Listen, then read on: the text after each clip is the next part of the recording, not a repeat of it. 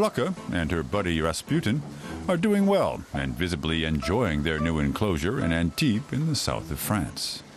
It's been designed to look as much like an Arctic tundra as possible, and the two polar bears can retreat into an icy cave when the heat of the French Riviera gets too much for them. The water is kept at a bracing 14 degrees all year round. It's a bit warm here.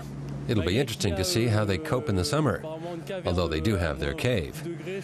We'll have to see if they ever venture out of it in summer. In fact, Flocke isn't really the retiring type.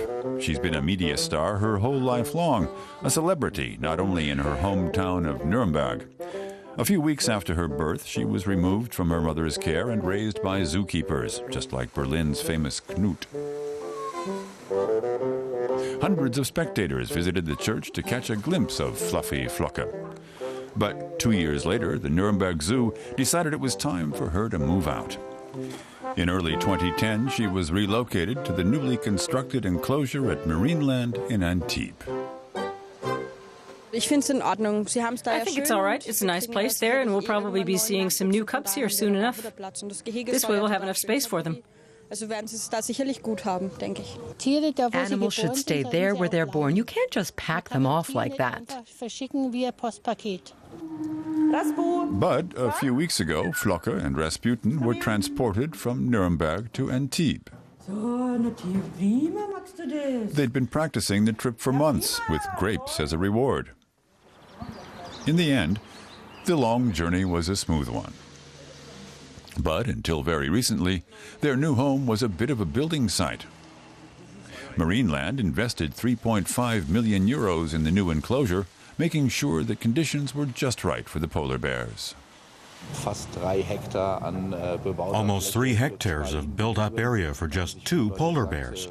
A lot of people have said we're insane, but I think it's worth it, because we're contributing to species protection and climate protection, and I think visitors will thank us, and ultimately this project will be successful. The Côte d'Azur is renowned for its mild climate. The sun shines an average of 300 days a year, and temperatures often reach 20 degrees, even in winter. No wonder the region is a playground for the rich and famous. But will it work as a playground for 2 young polar bears? It's not their natural habitat.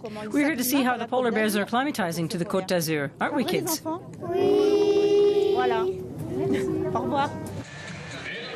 Other arrivals have settled into Marineland well, from killer whales to performing sea lions.